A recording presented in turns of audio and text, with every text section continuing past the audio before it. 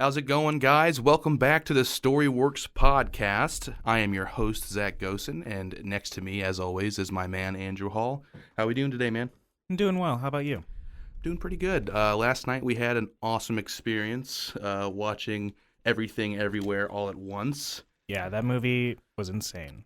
Awesome, dude. So now, today, we've decided to kind of dive in to not one, but two multiversal movies that came out this year. Kind of crazy, man. They came out pretty close to each other, actually. Yeah, it's very interesting that this year we had not one but two movies about dealing with multiple universes and the different aspects of that. For real, and definitely very different takes on a multiverse, obviously. So Doctor Strange is like a Marvel huge budget movie. For sure. How much? It was $200 million in that budget. I can't even imagine that much money. I know, dude, right? So you've got something like that, and then Everything Everywhere All at Once was actually $25 million. So that's a huge jump. That is I don't know the percentage difference of that, but that seems like a lot. For sure, man. So we're going to talk a little bit about how these movies work. I kind of want to start off with Doctor Strange and the Multiverse of Madness. Okay. So we saw that in theaters when it came out. Obviously, we've been hitting the Marvel movies hard, man. Yes, we did. We talked a little bit about it before. Yeah. Overall impressions, just overall impressions. No deep spoiler territory yet, but what do you think, man? How did you enjoy your experience with Multiverse of Madness? I really liked the new Doctor Strange movie. I really like Benedict Cumberbatch as an actor. Oh yeah, and his role as in the movie as kind of he's the new face of the MCU almost. It feels like. Yeah, I mean we're in a really interesting shift in the MCU after the Infinity Saga. It's we didn't know where to go exactly from that point, and he kind of feels like he's gonna be leading this new charge. Absolutely. But no, I thought he did really well. I thought the plot of the movie was pretty cool. Yeah. Unexpected, I think. Oh yeah, most definitely. We had so many conversations just watching the trailers saying, what is going to happen? Yeah, I mean, when you hear, when you're watching the trailer and you hear Professor X talk and you're just like, wait a second. What? Oh my God, yeah. But no, the multiverse stuff was super cool.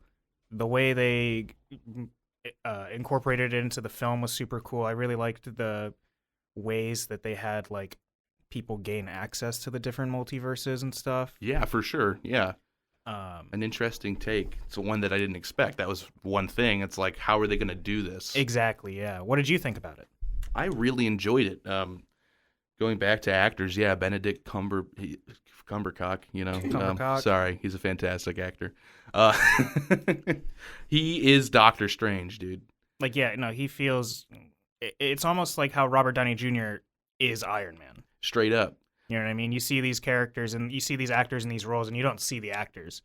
You see the characters. You're like, oh yeah, this isn't Benedict Cumberbatch playing Doctor Strange. This is just Doctor Strange. Exactly. And it was really impactful for me too because I never really knew much about the Doctor Strange comics. Yeah, I'm not super well versed in them. I have a old one from the 90s, I think. Yeah. But I don't, I've read it a few times growing up as a kid, but I don't know what's going on in that plot. I think there's vampires involved or something. Dude, Doctor Strange gets wild. Gets very supernatural. For sure, and that's something I didn't really know. We definitely see that in this new movie. Not going too much into it. We see a little more of the horror side of things a little bit. Oh, most definitely. And how it can get paranormal, like you said. So No, he did great as Doctor Strange, and it was really cool seeing his jump from not only the first movie to this one, but all of the movies that we have seen him in Yeah, Infinity since. War, Endgame. Yeah. Spider-Man, No Way Yeah, Home. and Spider-Man. Yeah, true. It's been really cool to see him grow and progress as a character. And of course, everybody else in the movie did fantastic. I mean, there's so many, without getting into it too much yet, there's so many kind of big name actors and some really fun appearances that we see in this movie. And everybody who was chosen for their role, I think, did fantastic. Oh, yeah. I mean, Elizabeth Olsen. I was just about to say, we didn't even talk about Elizabeth Olsen, but yeah, she did, wonderful. A completely new Wanda Maximoff is all I'll say. Yes, very much so. A really cool look into her character. So yeah, I mean, other general impressions, I thought it was really cool how they handled the multiverse. There was some really cool shots here. I want to say Sam Raimi directed this, and you can feel that. You know, that's definitely there. There's you definitely get some of the not to go into spoilers, but there's a scene where you see it's almost like a zombie, and right. It takes you to Evil Dead. It like literally, straight up. like the makeup and everything just makes you, you're transported right back there, and you're like, oh yeah, no, this is definitely a Raimi film. Oh, for sure. Raimi's definitely he's an auteur. So that means he's somebody you can if you look at a movie, you say that's a Raimi movie. Yep. If you're watching a Tarantino movie, this is a Tarantino movie. They have that select style. Their signature. Exactly. He did great. I mean, I think it was great to have him on this project. It was interesting because he was brought on to the project. Yes, he wasn't originally supposed to direct it. That's something I didn't find that out until after watching the movie. Yeah, I think I heard about it before I saw the movie, but I couldn't remember the reason why. I don't know if it was just like scheduling conflicts with the original director, because I think it was supposed to be Scott Derrickson. Yes, the director of the first one, who I think ended up, instead of directing Doctor Strange and the Multiverse of Madness, he did The Black Phone. And I think that the paths that they took led them somewhere great, because Sam Raimi did great for this. He had a blast. I've seen some interviews. It's really fun hearing him talk about the experience. Coming back to the superhero biz. Exactly, after so long. And then we have Scott Derrickson, who has he's done horror too. So both of these guys came from horror, which is interesting as well. Yeah, Derrickson started out in horror before he did Doctor Strange. Right, and he's got like one of my favorite movies from him before seeing The Black Phone, which, oh my God, go see it. It's in theaters right now. Me and Andrew went over last week, and it was fantastic. The movie was crazy. Such a great experience, especially in theaters. He nailed it, man. So, like, I'm glad he went down that avenue and he pursued The Black Phone. Yeah, and then Raimi was able to step in and make Multiverse of Madness. Yeah, for sure. And I feel like there's some conversations to be had for people that think they can see that rift between directors. Like, I feel like there's some people who feel Raimi didn't get to kind of step in and take more control of this thing because it was kind of later in the process. Okay, yeah. I see what you mean. But me and you didn't know that going into the movie. Yeah, so no, I didn't see any kind of... I thought the movie flowed pretty well, honestly. I was kind of out of commission there for about 10 minutes of our viewing of it. Oh my God. But, yeah. I mean, aside from that, everything everything flowed very well for me, and it all made sense. Yeah, you had a spiritual experience while watching Doctor Strange in the Multiverse. It was definitely transformative. I think you were swept into the Multiverse of Madness. Yeah, I was in the dimension where you become paint. Do not take 200 milligrams of THC before seeing the Multiverse of Madness. Don't do it unless you want to like melt. We'll talk a little bit more about that once we get into spoilers.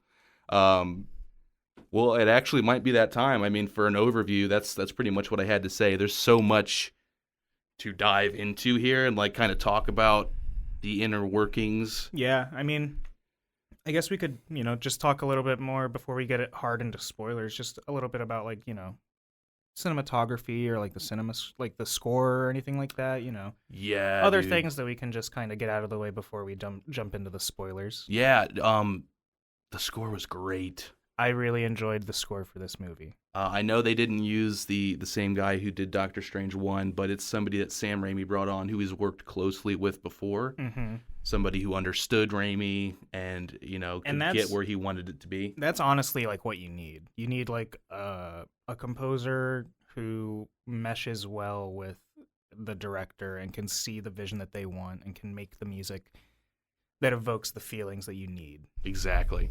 And they totally hit that. And the sound design, I mean, it had me with my mouth open sometimes, just jaw dropped, man. Oh, absolutely. Like the use of silence and the use of just the smallest sounds. Yes. And making them bigger. Like the water droplets that you would hear. That's exactly what what I'm talking about. Oh, yeah. Man, yeah. Insane. And just like the way that it just adds to the suspense and tension that builds throughout scenes and stuff. It heightens it. Yeah, especially like and it, for being like a Marvel movie, you're not used to seeing it get kind of heavier in that sense. Like obviously, for sure. I mean, you get a lot of blank slate scores in sound design in Marvel movies. I hate to say there's sometimes a cookie cutter formation with these movies. It's just something that comes with a multi-billion-dollar umbrella. That's what happens when you've been making movies about a universe for over 10 years now. For sure. I mean, and you can just kind of see that, but I think this movie really helped to break that mold in that way. Oh, absolutely. Especially with the sound design, how creative Raimi was able to get with the camera. Oh, yeah, dude. These shots were insane. Yeah, you know what? I read somewhere that Kevin Feige worked almost kind of under Sam Raimi for the Spider-Man films. Really? And I feel like he got a lot of inspiration from Raimi. And it's just kind of crazy that he went up the Marvel. Yeah. He went up the Marvel umbrella. And now I think he gave Raimi a little more freedom than he kind of would other directors because he had that kind of relationship with him prior. Well, I love that. That's awesome. Really cool. Yeah. Because like I said, so much Raimi shines through. I mean, oh yeah, for sure. I mean, it's impossible to say that Sam Raimi hasn't influenced superhero movies. Oh God, yeah. Like more than probably any other superhero movie director like ever. Honestly, I'm gonna say it. He's doing it. I'm saying it. He's saying it. Just like all the stuff in Spider-Man 1 and Spider-Man 2 and even Spider-Man 3, just it when you think of a superhero movie, you're taken there. For sure. I don't care what you say. You're not going to Batman. You're not going to one of the like 9 Superman movies. Jesus, yeah. You're not going to Captain America. You're not going to Avengers. You're going straight to Spider-Man 2. You better stop it with that 3 nonsense. Oh God. But yeah, no, like honestly, slapping the shit out of MJ. No, so like fucked up, dude.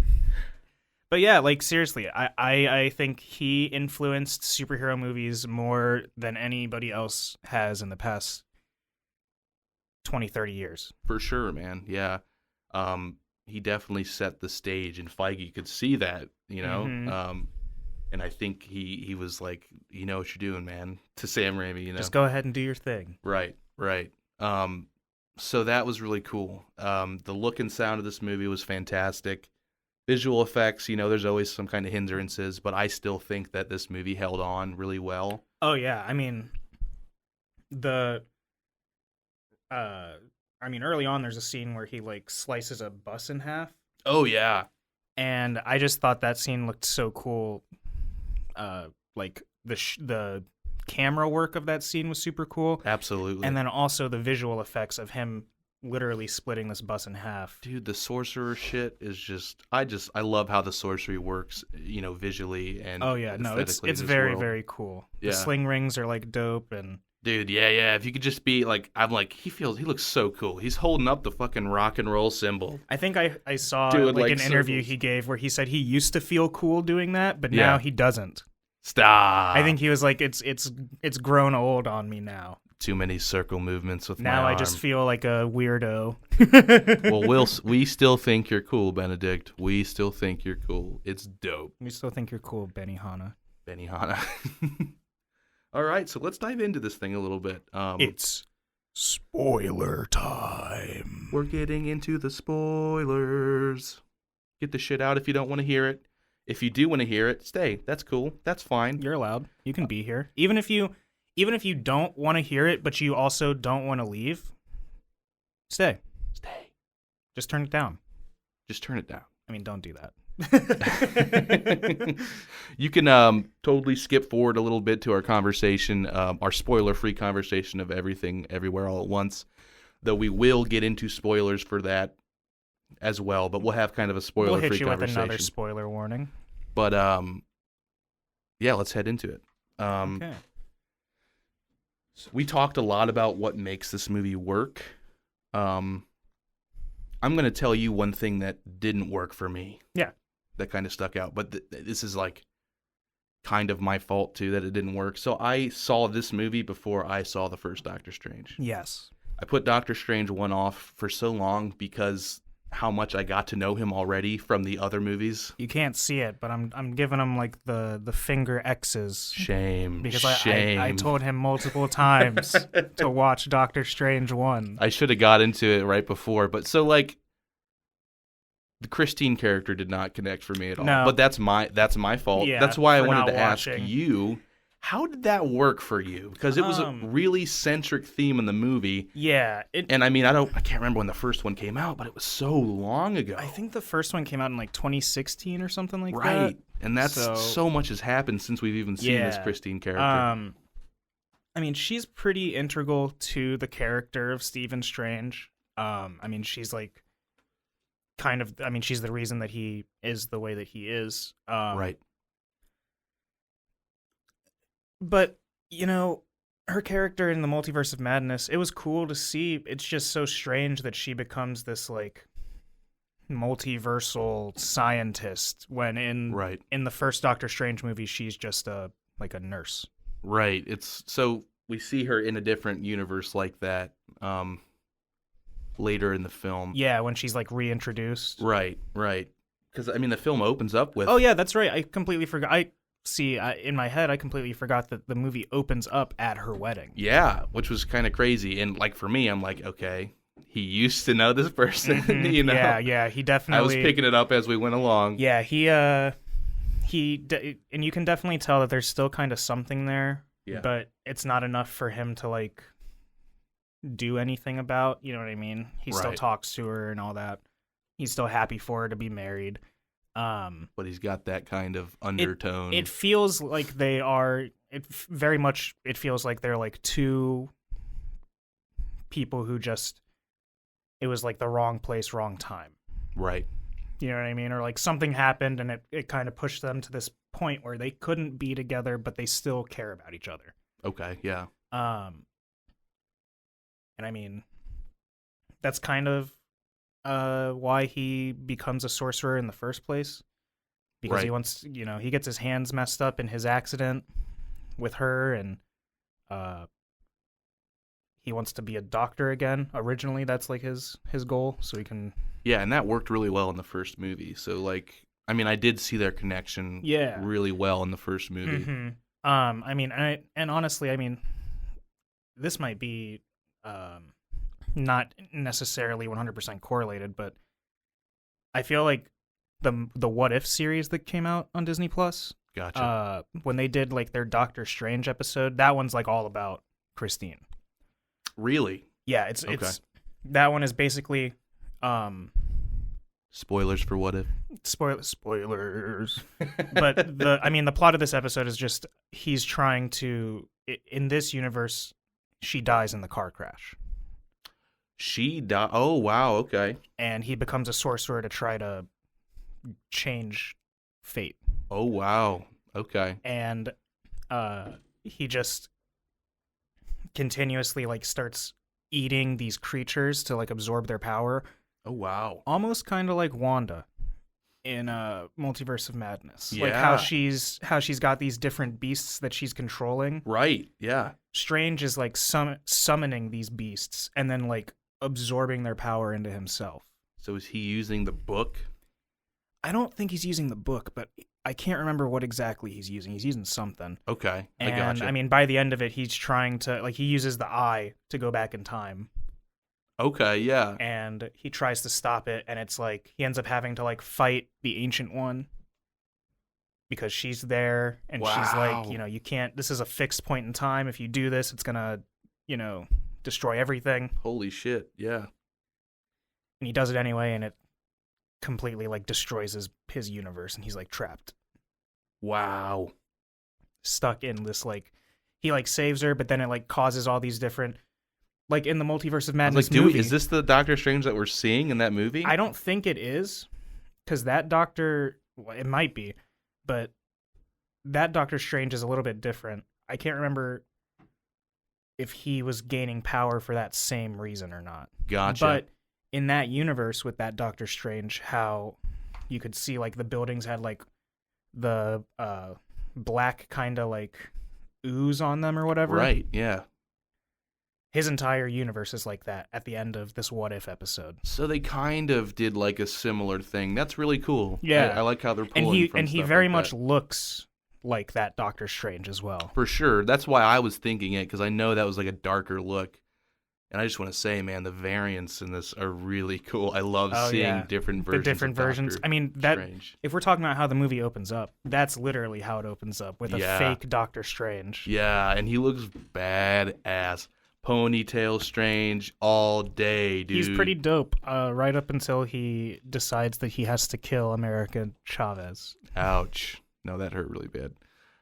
But he looks fucking cool as It shit. probably didn't hurt as much as when he got impaled right after saying that. Yeah. What a crazy opening to a film. So we get a really big introduction, which is this new MCU character, America Chavez. Yes. She is so cool, dude. This like she's from this like she deserves a name shout out, and I already forgot how to pronounce it correctly, so give me a sec. Pronunciation. Xochitl Gomez. Okay, yeah. So we get a new introduction to a character named America Chavez within this opening, which is really cool. She's an awesome character played by Xochitl Gomez. Yeah, I don't know that I've seen her in anything before this. No, me neither, and she did really well.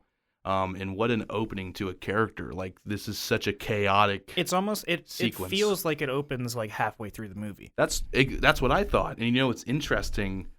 Another thing to like think about with this film is like how Marvel is like stitching things together almost actively as things are releasing. Yeah. Multiverse was supposed to come out, I think, before No Way Home. I think you're right, honestly. Or I might be getting that wrong.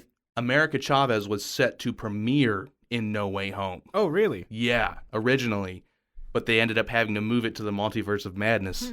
Was she going to be like a main character in No Way Home, or was it going to be just like a post-credit scene or something? Maybe a post-credit scene, or at least just an introduction towards the end of the movie. I gotcha. I don't know exactly the details. And who knows how that stuff gets worked around within the Marvel machine, because there's so much that you have to Everything deal is with. Constantly, there's like 1 million different cogs turning at any given time. That's what I'm saying, man. It's crazy. But no, yeah, she did fantastic. She is our transport through the multiverse. Yeah, I mean, honestly, this movie, it's called Doctor Strange in the Multiverse of Madness, but it almost feels like it's really an American Chavez movie. Yeah. And Doctor Strange is just a passenger along for the ride. Right. So one of the big things about this is we're seeing one of our beloved heroes go full villain. How do you feel about Wanda Maximoff's descent into darkness? Honestly, I mean, I think that it works well in the confines of the film. Right. I think it's pretty natural. From the trajectory we saw her going from in WandaVision. Yeah, I mean, and we don't have to go into super spoilers for that or anything, but by the end of WandaVision, she's grieved but then also experienced new loss as well as successfully grieving. Exactly. And at the end of that, she's left with this book. The Book of Vishanti. No. That's the book that Doctor Strange and America Chavez are looking for. She gets the Darkhold. The Darkhold, yes. Makes And- me think of the Necronomicon. Yeah. Sam Raimi, dude, working his shit. But yeah, so she gets this book at the end of WandaVision, and she's using it to try to find her kids, which, you know, didn't exist in like the current Marvel universe. Right. Her character, there's such a fixation on family after, you know, I mean, she loses vision. Yes. She's very alone, and she's holding on to the possibility that she can find her children In that she another almost universe. pulled Yeah. from another universe, you know, into her own reality. So she's looking for America Chavez. That's her goal. Yeah, and she's revealed also, to I mean, she's also like not just looking for America Chavez. She's also looking for that universe where her kids are that she can find and take. be exactly, And she's doing that by like body hopping, dude. What do they call it? Do they call it dream walking? I think. dream walking? Yeah. So you're basically possessing a version of yourself in another universe. Just really completely, cool like, concept. overriding them. It's insane. Yeah. But yeah, so throughout the movie, she's trying to get America Chavez, but we don't know that like at the start. Right. At the start, it's just they're being chased by these interdimensional monsters, I guess you could say. Yeah, for sure. And then yeah, like they're being chased, and they're like in this space between spaces, I Yeah. guess you could say. And they're fighting this giant monster, and eventually Strange is like, "Oh wait, we can't win, and I can't let it take you, Right. so I'm going to kill you." And then right before he does This that, is that variant Strange. yeah, like this in the sorry, intro. yeah, this is at the very beginning, yeah, when we're with the alternate. And My ponytail boy. yes, Beautiful boy. Strange Supreme, I think they refer to him in like the credits. So cool. But But not a great person. yeah. Yeah, Supreme. He's logo. got the Mhm. Supreme He's tattoos all and dripped shit. out and everything. Yeah. He's got the drip, my dude. And then he gets impaled, and she opens up a portal and falls through it, and takes the body with her. Very, very plot critical moment. Yeah, that was kind of nuts, And dude. they fall through, and they're suddenly in the main Marvel universe, the cinematic universe. Yeah. Yep. And then she runs into our Doctor Strange Mm-hmm. And that kind of sets shit off. while he's fighting like a giant, like tentacled monster. Again, love that scene. Love that Dude, scene. yeah, because he's at the wedding, and all of Yeah. a sudden he hears about it, and he just walks out to the balcony, and he takes his tie, That's just superhero time. and he just pulls out his tie, and it becomes his cape, Yeah. Oh, yeah. and he just walks off the ledge. Oh, Beautiful, dude. Beautiful. So that fight sequence was really cool. Like you said, the visual effects are really awesome. That's splitting that bus in half. no, and that's coming at him. the really cool part about that was that when she comes through the portal, she's on that bus, Right. and then she like gets out of the bus as he slices it open. And it's like, Yeah. oh well, that space she opened was now gone, and that's like another like example of like the visual effects working out really well. Yeah, for sure. I totally forgot about that. So that kind of propels us into this crazy multiversal chase.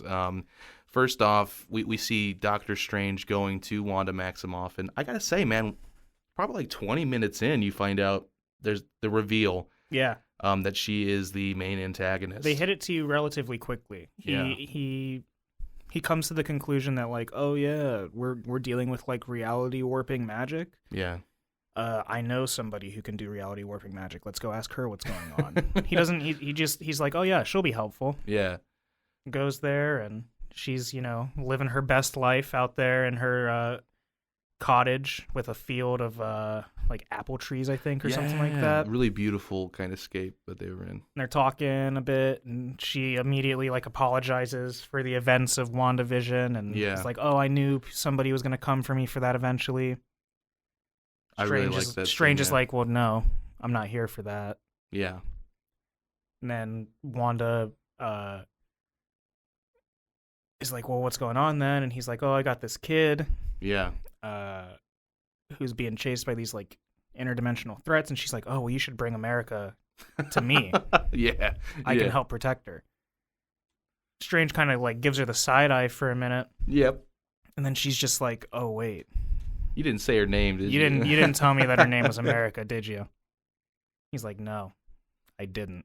And then everything turns red. Oh my god, the way the illusion shatters, and it's just so cool. Her beautiful cottage is now a decrepit shack. Yeah. And all of these trees are now dead and rotted. The hex was easy. The lying, not so much. Yeah.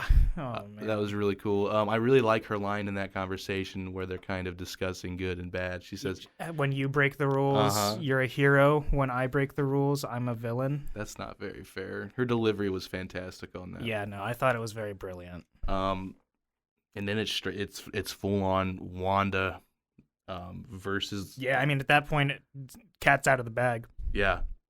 I mean, she immediately after that we're at the temple. Yeah.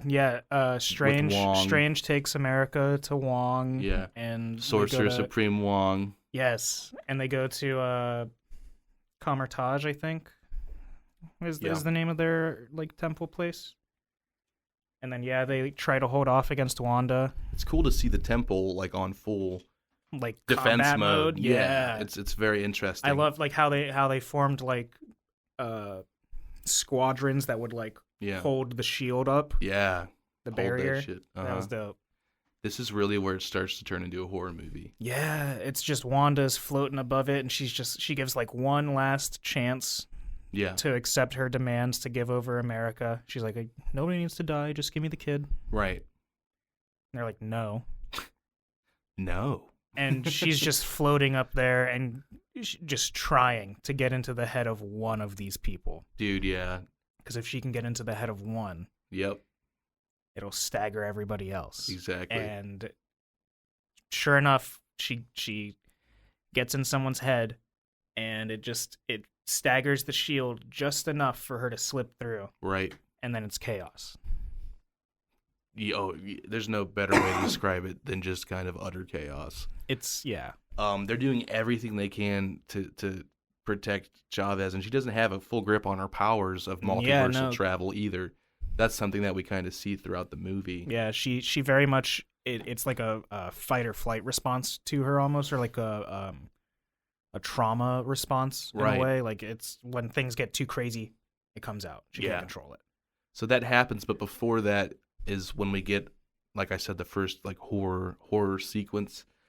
I don't remember where like Wanda gets trapped, but this is where she's like in that weird kind of glass space, right? Does that happen? That happens in the. This is like when they're deeper into the fortress because like she broke their. Oh yeah, because defenses and chases she them climbs in there. out of the gong. That's right. That's where I'm getting to. Yeah, because I couldn't remember if that happened in the other universe with the Illuminati or if it was this one. But I think you're right. I think it is the current universe. Yeah, this one. She's like he opens up like a portal to trap her in the mirror dimension, and she's trapped. That's what it is. In like puddles of water. She's like she can like move through like reflections or something like that. Yeah, and so cool how they do it. That's what they utilize that silence. Like you hear nothing, and then she puts her finger into like the glass, and it turns into like a water. You just hear like surface a drip.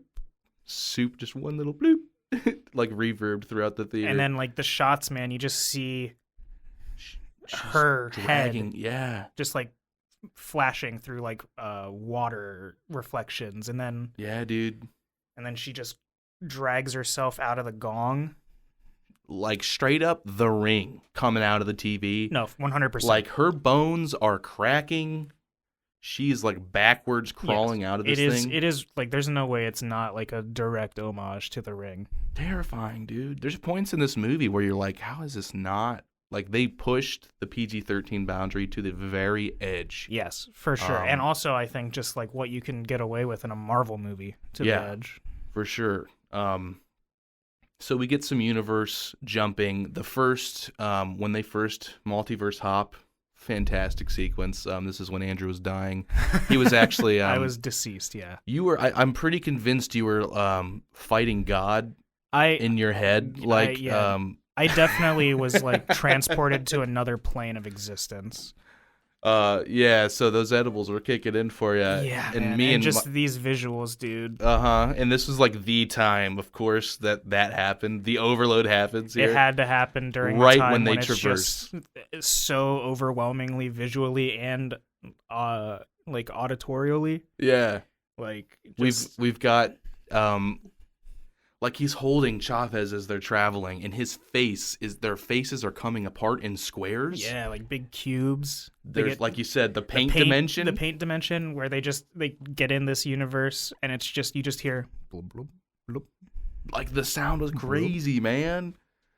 And I look over, and Andrew's just trying not. I'm literally like falling back in my seat. Yeah, like clenching myself together, like trying to breathe as hard as I like, not hard breathing, but just like taking like controlled breaths. I'm not traversing the multiverse right now. I'm okay. They're looking at me just like, "Are you all right?" And I give them like a thumbs up, and I'm just like, I'm very high right now. Jesus Christ. But yeah, man, that scene, very, very crazy visually. Insane. Crazy visually, crazy for the sound. Oh yeah, just overwhelming, but in a good way. Right. And then they pop out in the universe where like green means stop and red means go. Yeah, we get our fucking awesome Bruce Campbell. You know, you knew Bruce Campbell was going to be in it. Just wondering how he's going to appear. Oh yeah. So we get a really fun sequence with him, and I kind of want to skip forward a bit because of course we get a lot of multiversal travel. There's some fun stuff. I want to talk about the Illuminati a little bit. Yes. And that chase scene with the dream walking that kind of leans up to that. Yeah. So, Wanda has been using this Darkhold book, this book of, like, dark magic that... It pretty much corrupts you if you use it. Like, that's just the main thing. Yeah, like, it's evil. And the more you use it, the more it corrupts your morals and your soul and all that. And that's kind of why she's the way she is in this movie, because she's been using this book for so long. Right. That's where that really, like, that deep-rooted corruption can kind of come from. And in this book, there's a way for you to like hop into your body in another universe. And she's been doing this like every night to like be with her kids, which is just like insane. And you also feel really bad for her, especially if you've seen WandaVision. It's crazy but sad. It's insane, but you pity her. Exactly. We get this awesome chase sequence that was very Raimi, Yes. She's scary, man. She dream walks into this other Maximoff who's just that, she's just taking care of her kids. Her eyes go wide. She goes out the door when she's possessed. Mm-hmm. The pursuit is like a monster's chasing you, man. The blood dripping down. I don't know if it's blood or if it's something else because it's PG-13, but she's got this liquid on her face dripping down. It was such a brutal pursuit, and I never thought I'd be scared of her like that. Oh yeah, for sure. We get the introduction of the Illuminati, which was teased in the trailer a lot, where we have these awesome key figures kind of brought together in the multiverse. So we got, Professor X is here, dude, which is just insane. You never thought you'd see him in a Marvel movie, like a cinematic MCU movie. Right. Sorry. Exactly.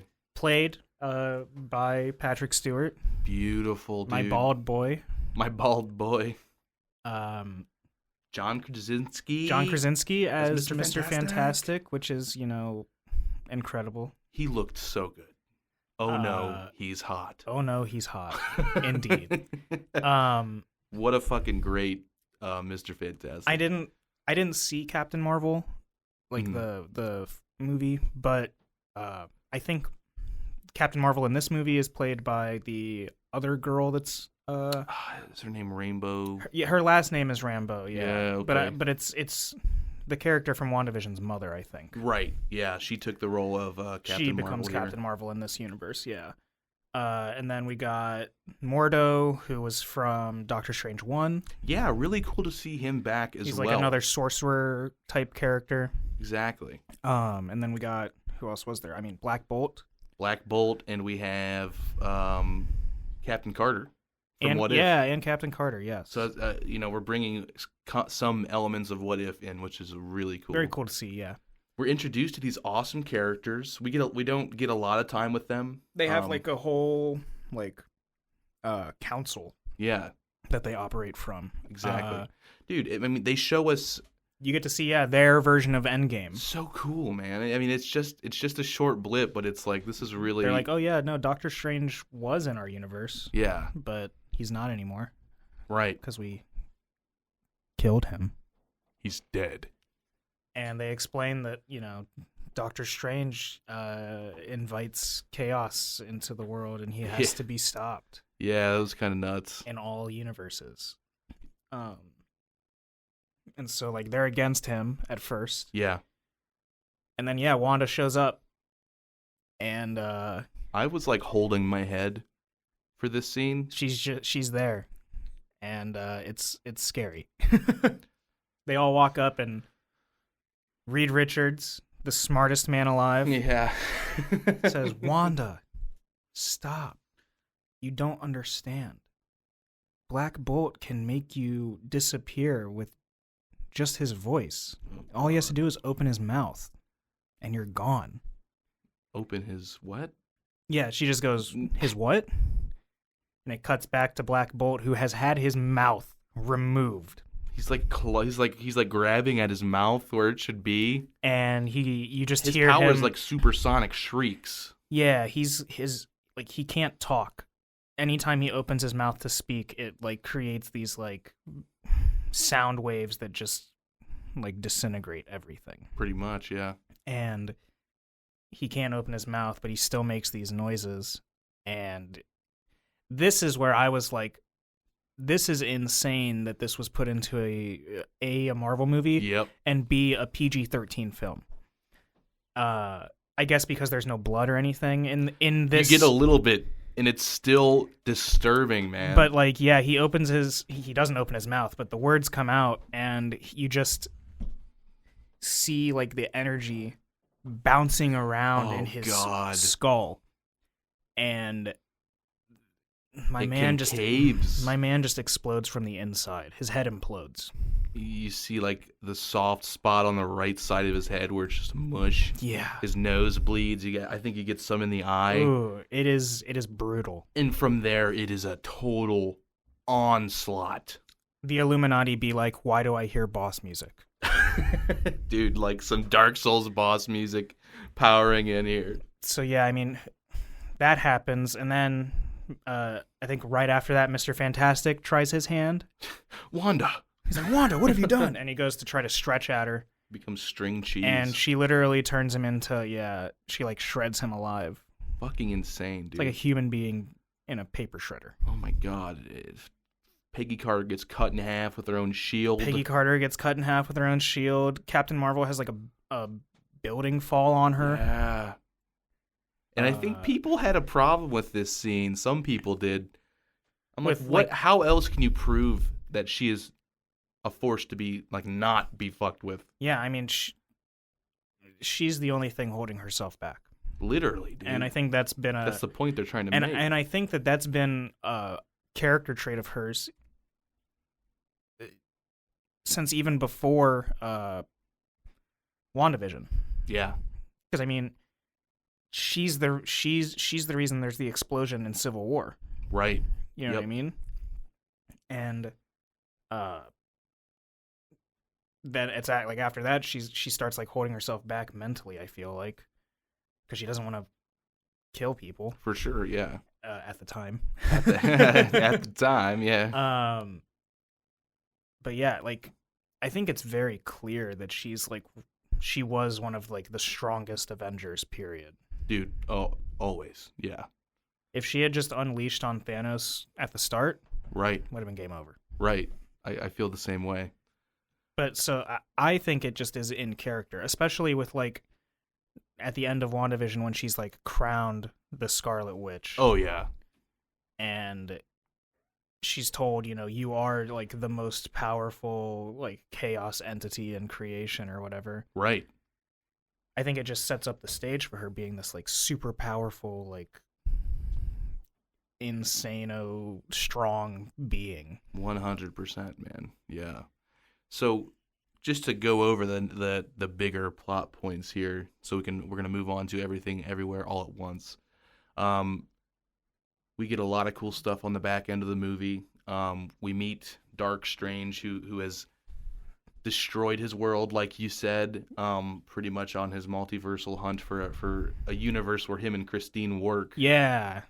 Yes, Which- that's what he was doing. Yeah, which he can't find. And the Darkhold corrupts him in this universe. Yeah. We get a really cool sequence where we see Strange and him fighting. We also get some more Strange and Christine scenes that were really cool before this. Yeah. Talking about, I think she name drops the Marvel Cinematic Universe as being Earth 616, which is oh shit, cool. Which I think is like the main continuity universe in like the Marvel comics. Awesome, cool. Which is neat. Yeah, we got some establishment there. Sick.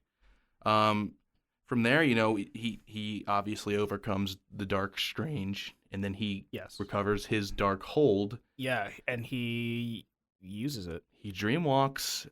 But wait, you might say, how? He's in America is in a different. She's back in like the main universe, being almost killed by Wanda. Yep. How could he get back to his universe without America? And I mean, he's from his universe, so how can he dreamwalk into his own universe? There's nobody there, right? Right.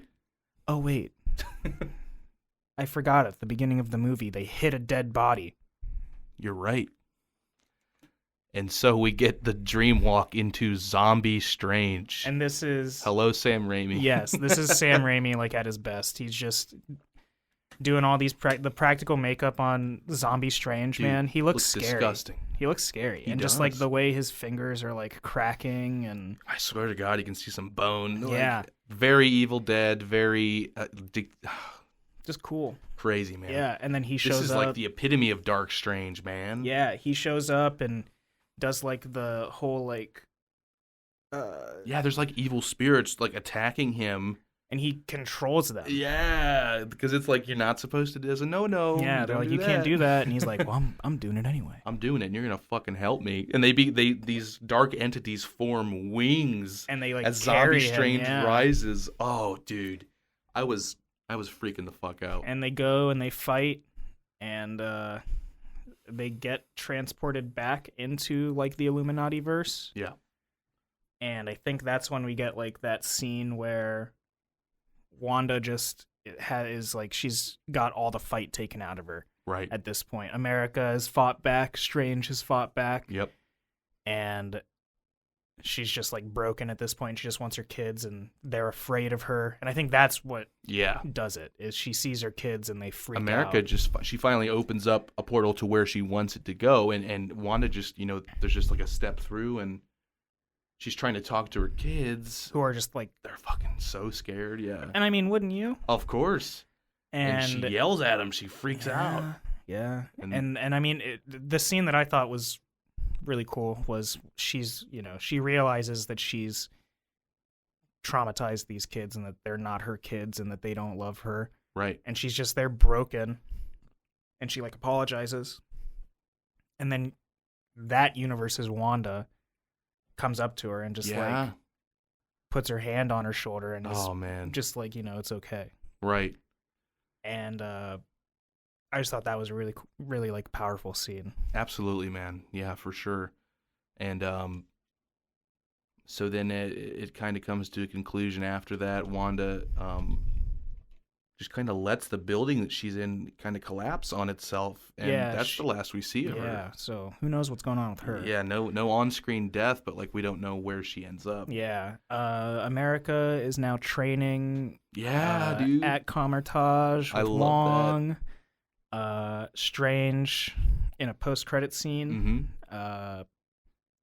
is encountered by this lady who just appears. Had no clue. Played by Charlize Theron. Yeah. And she's just like, Strange, you've caused an incursion in the timeline. We need you to fix it. And okay. He's like, all right. And opens up his third eye that he got from the Darkhold. Yep, there are some consequences to using the Darkhold. So we'll see how that plays out. Yeah, definitely. And then she opens up like a portal for him, and then that's how that movie ends. Yeah. I love the fucking meme about Marvel end credit scenes. Oh yeah. Everybody sits through the credits for Mick Floppy to come on screen and say, "Where's my Star Wars cameo from Gulp Shido?" Oh my god.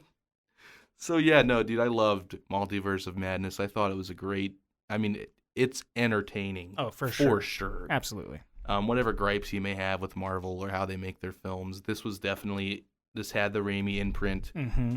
Not your traditional Marvel film. I mean, it's very stylistic. It'd be lying to say it didn't have, the Marvel for sure stamp on it, and like it hits some of the same points that most Marvel movies hit. Yeah. But the way that it hits these points is done in like a completely different way. For sure, man. So definitely go check it out. If you haven't seen it, but you're still here listening, I recommend going to actually watch it. I mean, the visual experience, the auditory experience is fantastic. So it's streaming now on Disney Plus. Go check that shit out if you haven't yet. Yeah. What up, motherfucker? We interrupt this broadcast to bring you a message from our sponsors. So listen up, because we're about to sell you shit. Hey, Andrew. Hey, Zach. Do you know who our new sponsor is?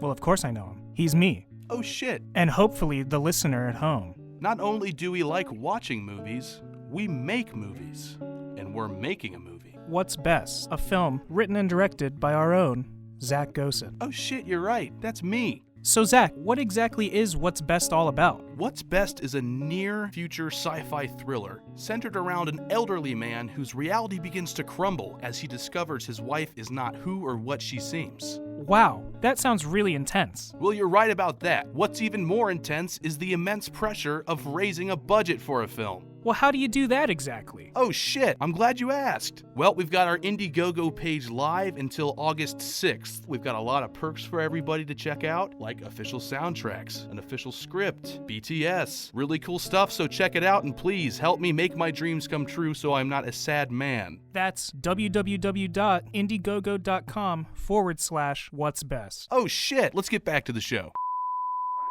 Bring us to our next topic here. We are talking Everything, Everywhere, All at Once. An A24 film that came out, I think, shortly after Multiverse of Madness. Love me some A24. Oh, absolutely, man. For sure. Like we said, comparatively speaking, Doctor Strange had that $200 million budget. We're going down to $25 million budget. It's crazy. And honestly, it doesn't feel like that. Like, no. It feels like it has a bigger budget than it does. Absolutely, man. Absolutely. This movie did really good at the box office. I think it was A24's most... No, I think it is their highest grossing movie. It overtook Hereditary. Okay, so that's what it dethroned. All right. So it's at 89.2 million is how much they ended up making. So that's awesome. That's crazy. And this film deserves, every cent of that. It was fantastic. Oh my God, yeah, no. I've been hearing things like, "Oh, this movie's been great. This movie was super awesome. It was super crazy." Yeah. So I've been wanting to see it, and then we finally got around to watching it, and yeah, man, it completely blew me away. I know last episode I said like The Northman was like it's a there on contender. My list. For sure, man. Like, such a great movie. Even our buddy said when we were talking The Northman up, we were like, this might be the movie of the year for us. He's like, did you see Everything Everywhere All at Once? And I mean, like, in terms of telling an original story, yeah, I think Everything Everywhere All at Once beats out The Northman.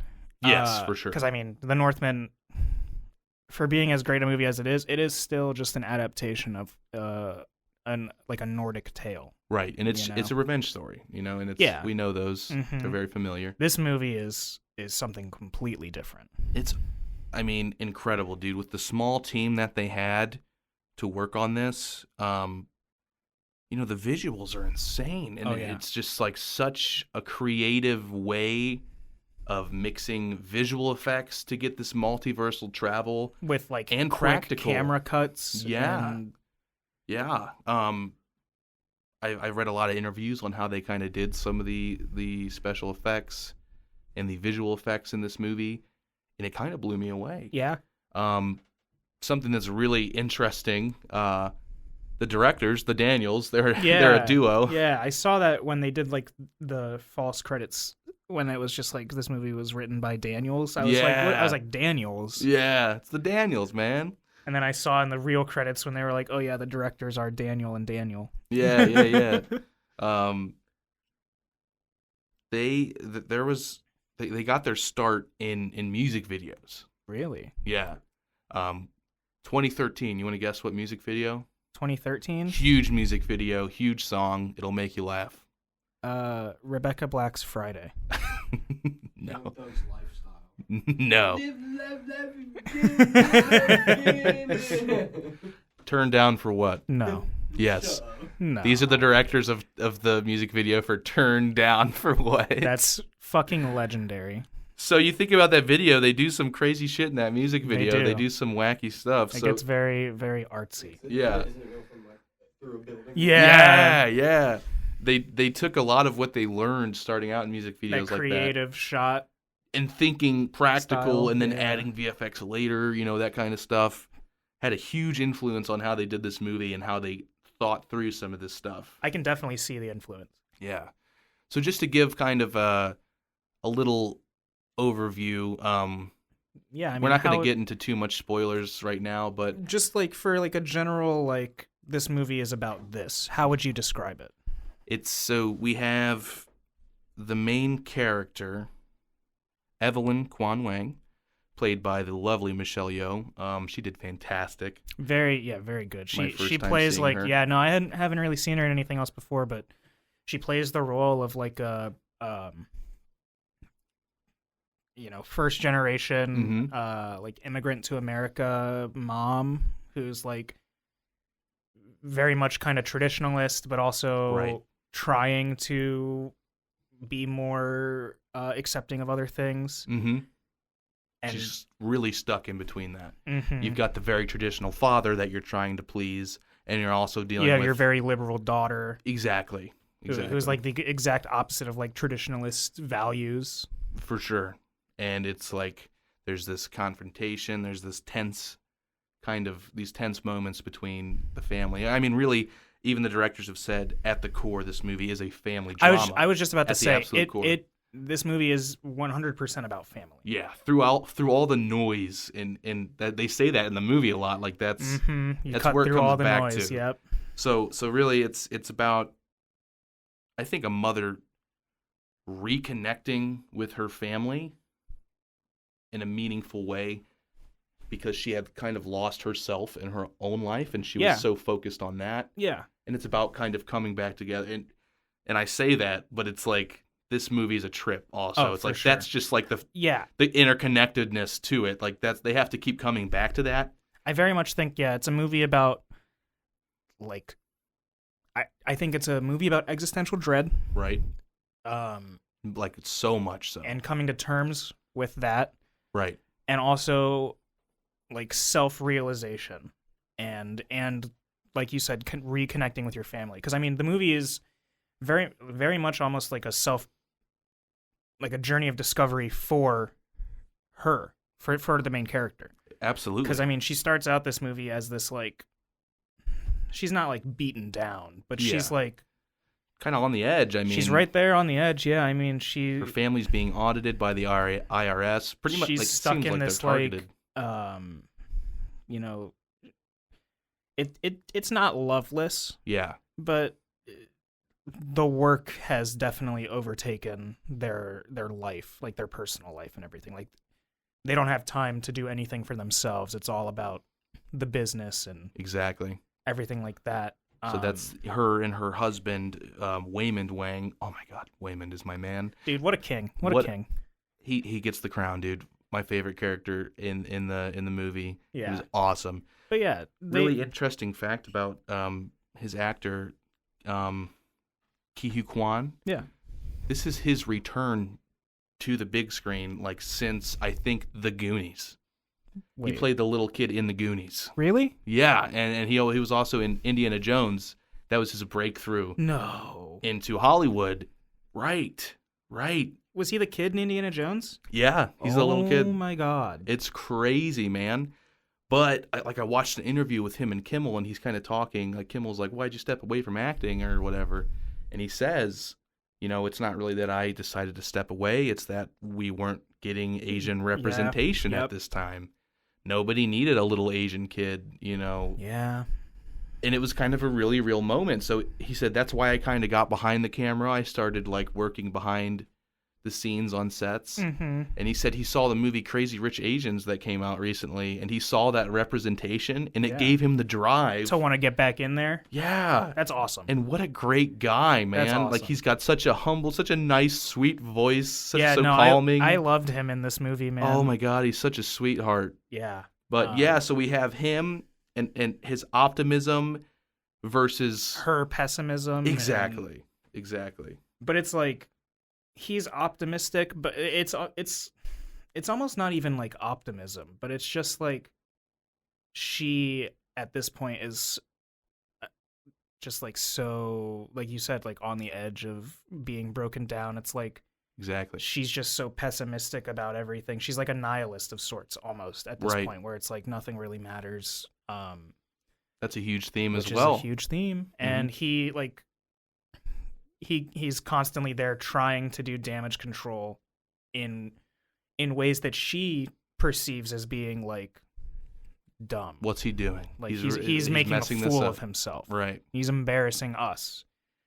But then he's just doing what he can. Exactly. He's just and I think putting that's the Band-Aids on wherever that's a he very can. big plot point as well throughout the film, is that these people are these people, and they just are acting the way they are. You know what I mean? Right. It's not I'm trying to figure out the way I want to word it, but it's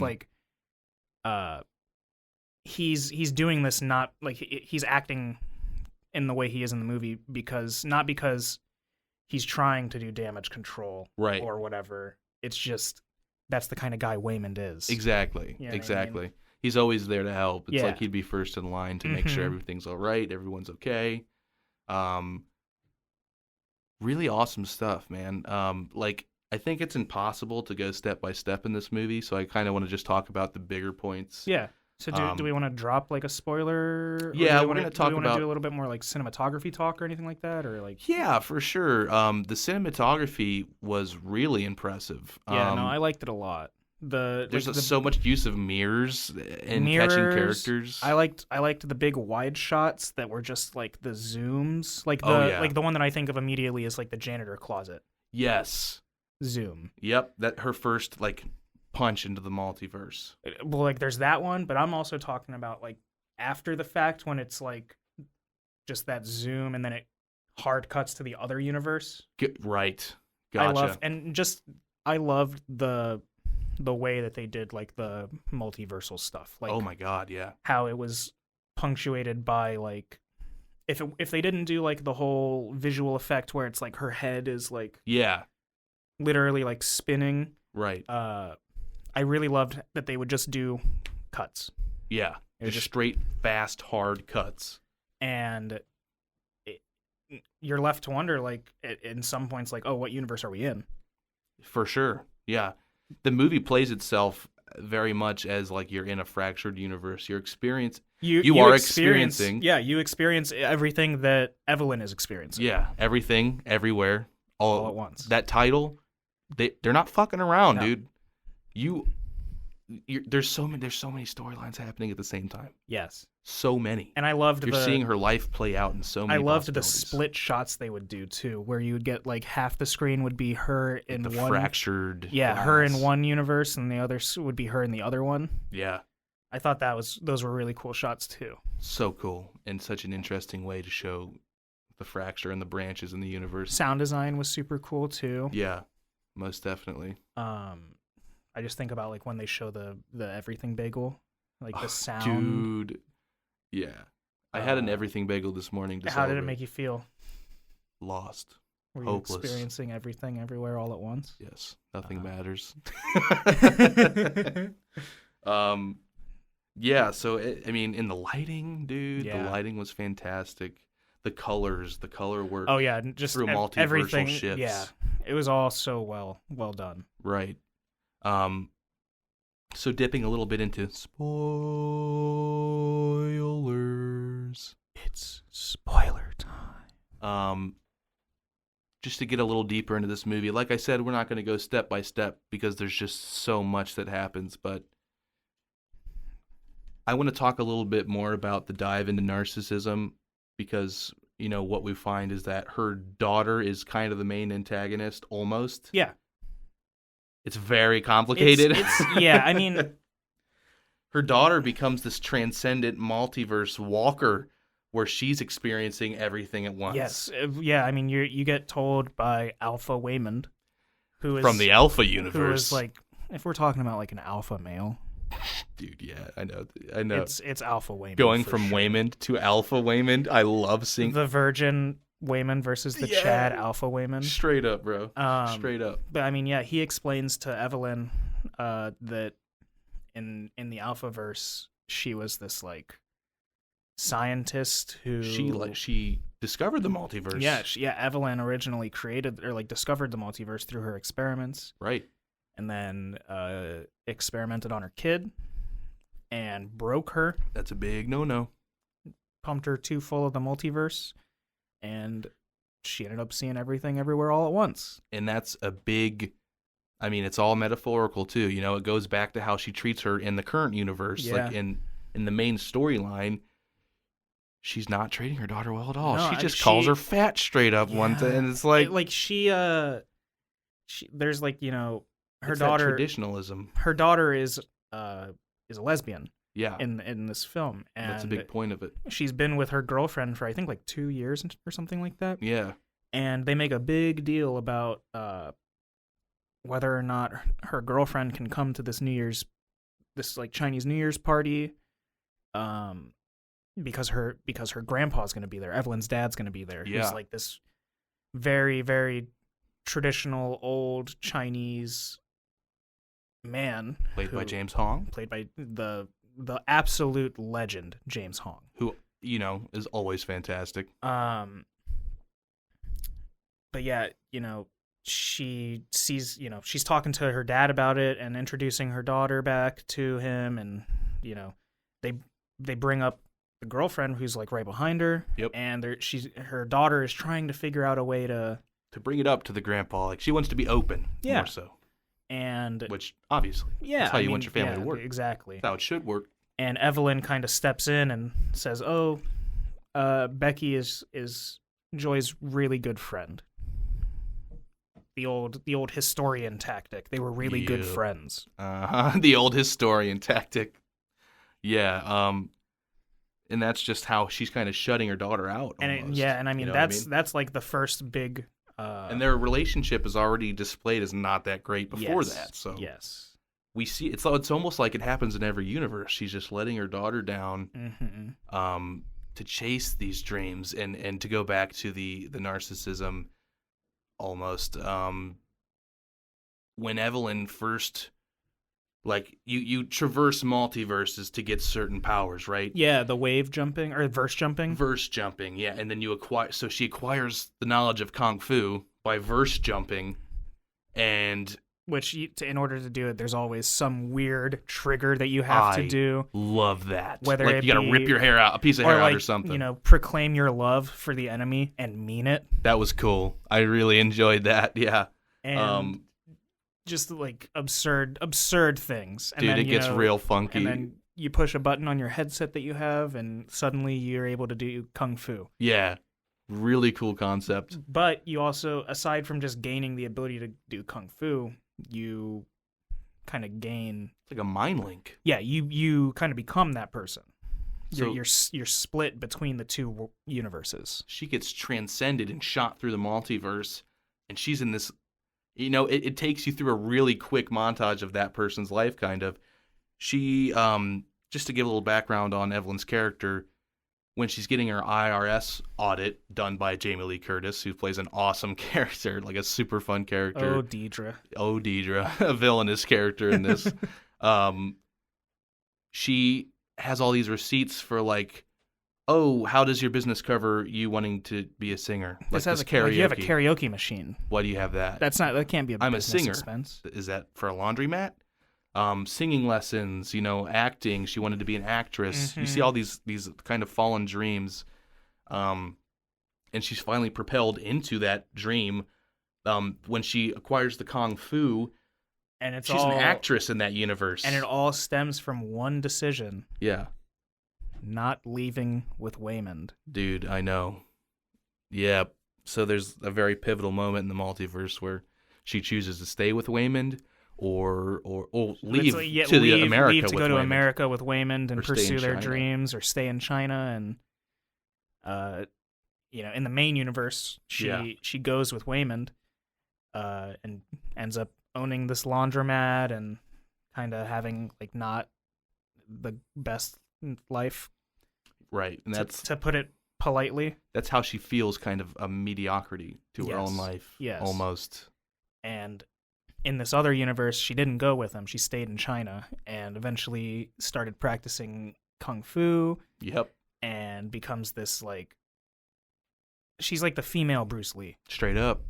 And you get like these shots of her like going to these like gala events, or like she goes to like this big theater and she's all dressed up and everything. Oh yeah. And she's living one of her best lives. Right. And so she comes back. Evelyn is kind of like stuck in this headspace, and she just wants to keep being there. She's like, I don't want to be at the laundromat. What if I go back? And Alpha Women's like, no. Oh my God, when she sees him and she's just like, or when it's regular Waymond and she's just like, I saw my life if we never got together. It was so good. Oh my God, I know. Yeah, there's a whole divorce. Yeah, I mean, Waymond is like trying to papers. serve her papers, but then he's almost like, it's like he regrets that he has to do it or whatever. Right. It's just crazy, man. It's so much stuff bundled into one. So very dense emotional movie. Most definitely. We've get and I wanted to talk a little bit about, because now that we're talking about the multiversal travel, dude, when she like shoots back and it's like you're going through New York and all these different places. Yeah. One of the Daniels just took a camera, opened the shutter up really, really big. Really? And just walked through New York to get that like blurry footage. He put that on like a 2 LED panels on her sides, almost how they do in Star Wars, with the big one. Yeah. And then a green screen behind her to put that blurry footage, and it just cuts. Oh. She acted in slow motion when she's like flying backwards. As she's doing that? She acted in slow-mo, and then they sped it all up. So it's like it's just so intuitive. That's like very creative. That makes me think of the OK Go music video. Yeah. Oh, dude, all their music where videos. They filmed Which one? The I Won't Let You Down, where they're on like the segways and and it's like filmed on the drone. Right. And they like do the whole umbrella thing. Yeah. I'm pretty sure they filmed that in like half speed. It had to speed it up. This stuff I love that. I love that kind of stuff. Which is just like so impressive, because you got to imagine that makes it like 30 times more difficult to do. Right. Because she's acting that in you're slow trying motion. to like compensate and make it to where like you're not doing it too fast, but you can't do it too slow. Right. Super cool, man. Very impressive. I didn't know that. Yeah. Do you want to hear something else crazy? Hit me with it. There's only 5 people on that VFX team. That can't be true. It's true. That's insane. I looked it up. I've listened to several interviews. This movie took a while to make and release. I mean, when you only got 5 people on your visual effects squad. But they were so dedicated. They knew exactly what they were doing, and by mixing in practical and visual effects, it made their lives a lot easier. Oh yeah. Super cool to see, man, especially on an indie film like this. Oh yeah, no, it was incredible. All the effects were super well done. I mean, like one of the visual effects that we didn't even talk about yet that I wanted to bring up. Yeah. She's transported to this one multiverse where she's a hibachi chef. Yeah. And she's using like her hibachi chef grill skills in combat. Yeah. And oh my god, dude. In this universe, one of the characters that is in it is this other chef, this competing chef who is like way more like performative. Yeah. It's like he's like the perfect hibachi chef. Right. And you discover that it's Ratatouille. It's literally Ratatouille. Except instead of a rat, it's a raccoon. He's got a raccoon in his chef's hat. It's a Raccacoonie. Raccacoonie. And I was blown away. Do you want me to blow you away even more? Blow me. The voice of that raccoon is Randy Newman. Are you fucking serious? It's Randy Newman. You've got a friend in me? You've got a friend in your hat. Strange things are happening. Evelyn, the entire movie, be like, dude, straight up. Holy fuck, that is so cool, dude. Yeah. I like before we got together, I was like reading about it, and I was like, oh shit, I wonder who like cast members wise. And I was reading through, and it was like, oh yeah, additionally, Randy Newman voiced the raccoon. That's so fucking cool, dude. But yeah, just like the way they wrap so many movies into one. Mm-hmm. You know what I mean? I wonder how tough the CG was for like the raccoon. That was a puppet. Was it a puppet? He was a puppet. Oh, okay. Yeah, okay. I think so. Because what I heard is that they had like, when I was looking up the practical effects, they said they used puppets. Okay. I want to talk about the rocks. Yes, just like there's a universe where no life exists. I mean, that scene when she is like being like split across like every multiverse. Yeah. And you just get like all the different shots when she's like, is that like when she's looking into the everything bagel? I think so. Which is another plot point that we didn't really discuss yet. But yeah, just really quickly, so you know what the everything bagel, Jabu Tapal. So yeah, her, I think it's Tapaki. I'm mixing in some Fallen Order shit. Yeah. Tapal, he's a fucking Jedi. Yeah, but anyway, Evelyn's daughter, and who is like the evil version of her or whatever, air quotes on evil, is like one day after getting her ability to be everything everywhere all at once, she takes everything everywhere all at once and she puts it in a bagel. It's almost like a black hole, but it's not. And it collapses in on itself, and it just creates this everything bagel that it's almost like a cosmic horror like thing. It's like kind of like you stare into it and you're like enlightened. Right. You know what I mean? For sure.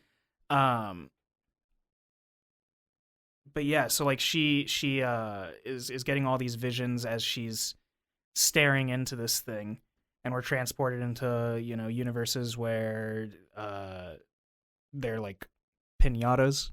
Yeah, dude. Yeah. We got the hot dog finger universe. The hot dog fingers had me rolling, dude. And then yeah, we get a universe where the conditions for life to form weren't met, and everybody is just rocks. Dude, they're rocks, and it's just simple. It's just text. It's literally just like a wide shot sequence. Yeah, just a shot of two rocks on a cliff as you have white text for her daughter and black text for her. I loved it so much, and they have kind of a deep. It's like an interpersonal moment. It's like an emotional scene for just being two rocks with text. Rocks. Yeah. Oh my god, I love this movie so much. And then you know, later on in that in throughout the movie, Evelyn basically says, you know, fuck it, and she's like, not.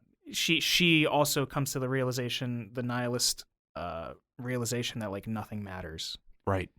And so because nothing matters, why follow rules or anything like that? And she starts, you know, doing crazy things. Mm-hmm.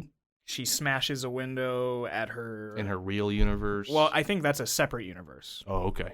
Because the real universe is the one where they're at the IRS building with Alpha Gong Gong and okay, yeah, and all the soldiers or right. all the like the fighters. It gets whacked. There's another. Keeping track There's of what's... there's another multiverse where it's like the night of the New Year's Eve party, when she's like wearing the red. Yeah. Okay. That's See, like I mixed those one. up. Yeah. And yeah, she like in that universe, she like tells the IRS lady to fuck off, and she smashes a window. And Yep. Blah blah blah. And then in the Rock universe, she decides, who cares? We're rocks. We can do whatever we want. And she turns around as a rock, and she's got the googly eyes on her. Yeah, the googly eyes are a little visual theme throughout. Like Wayman puts them on stuff to be funny. During like the final like confrontation scene, she puts a googly eye on her forehead. She says she's gonna fight like Wayman. So it's like fighting with love and giving people what they need. It's so sweet. But yeah, as these rocks, she turns around, and her daughter as a rock is like, stop. We're rocks. We're rocks. Just be a rock. Right. Stop moving. And she's like, what do you mean? There's no rules. I'm coming over to you. I'm going to get you. And, starts chasing her as a rock. Very sweet. And then she decides, she's leaving. She doesn't agree with her daughter anymore about like the everything bagel, and she wants to, be with her family. And her daughter like does the whole like, dude, like it's like a hand. She does like a hand thing where she like creates like a window with her fingers, and she opens the window, and it brings the everything bagel to their reality. And like two dudes get wiped out by it immediately. This is about the final confrontation here. And pretty much. You learn that she didn't create the everything bagel to destroy everything. She created it to destroy herself. She's trying to stop the suffering of this endless nihilism. Yeah, it's nihilism to the point to where like nothing matters, and I just want to die. I need to get out of here. Yeah. And her, Evelyn is, once again putting herself in her daughter's life, and I love the shots that you get, because while she's doing this, while she's stopping her daughter from going into the everything bagel in like the main universe, right? In the other universe, she's confronting her daughter, like in the red universe where she breaks the window. She openly tells her dad, "This is my daughter, and this is her girlfriend." Right. And that upsets her daughter as well in that universe. And they have a confrontation where she basically is like, we don't get along. Like right. Every time we're together, we just fight. So why don't I just go? Why don't we just stop associating with each other? Yeah. And it's like a very real moment. And again, Evelyn is like split across these multiverses, experiencing all of it. And she's like, you're right, I have to let you go. And we almost see her like while she's throwing herself into the everything bagel, pretty much, kind of dissipating. Yeah. She gets swallowed up by it. And we're seeing what that looks like in every other universe. So her rock falls off the cliff. Yes. She gets in the car, and then all of a sudden, like, I can't remember exactly what it is that draws her back out, though. Well, I feel like they're still having a continued conversation. Because doesn't she sit there with Deidre in the red multiverse? Yeah. Well, that was a little bit before, because she starts connecting with people instead of just using this kung fu to beat ass. That's when she starts. Yeah, and she's having jumping to solve problems for these people. Yeah, and there's the whole conversation between Kung Fu Evelyn and like CEO Waymond. Right. And they talk about like, how life could have been different and all that. And she kind of like, that's what it is. That's what brings her back, is that she is able to, like, her daughter sees this nihilism and is like, nothing matters. Therefore, I don't want to exist. Right. Whereas Evelyn, at least the way that I interpreted it, was that like Evelyn realizes that, nothing matters. But because nothing matters, you can choose what matters to you and what's important to you. And CEO Wayman says, for what it's worth, I would have loved doing laundry with you. Yeah, exactly. And it's just, he's like, I would have loved that simple life. And I think that kind of is one of like the big catalyst for her to hit that point, and to where like, at least for me, I interpreted it as her being able to compartmentalize experiencing everything everywhere all at once. Right.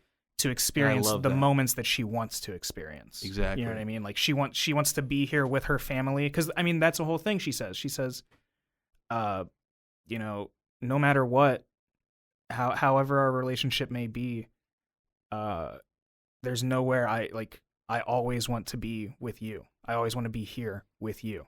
Dude, tear ducts were going. Dude, yeah, for real. My fiance Kayla was like crying Oh the my whole God. last 30 minutes next to us. I was choking up. It was Beautiful ending, man. yeah, very emotional, very powerful, and it pulls her back out of the everything bagel, Mm-hmm. and they reconnect again, and it's pretty much a happy ending. Yeah. They get another chance with the IRS lady. Yep. And the film ends with them having this meeting with the IRS And getting cleared. So they're getting good. cleared. However, she Yeah. does start spacing out again. Yeah, it's like the audio tells the story here. You start to kind of hear the transference between the multiverse just in her head. So it's like we know that she's still stuck like that. But Which- she's able to kind of clear out space when she needs to. Exactly.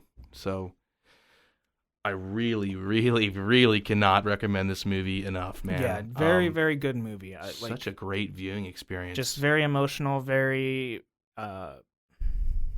it makes you think, makes you contemplate things. Like it when we say it's a movie about nihilism, it really is a movie about like nothing matters. We're in a, you know, one of the lines they use is that like, Mm-hmm. you know, there's always something out there in the world to make you feel like an even smaller piece of shit. Dude, yeah, for real. And that's so true, and that hits like so hard. And it just goes like, yeah, it goes again to like the feeling of like nothing matters, you know. But then it's also about how do we overcome this feeling? Mm-hmm. How do we hold on to what And especially we love? for Evelyn, who we kind of talked about it a little bit earlier, how she had like all of these different aspirations that she was aspiring to, like Right. the singer and all that. The main reason that she's so powerful is that this version of Evelyn is the Evelyn that nothing worked out for.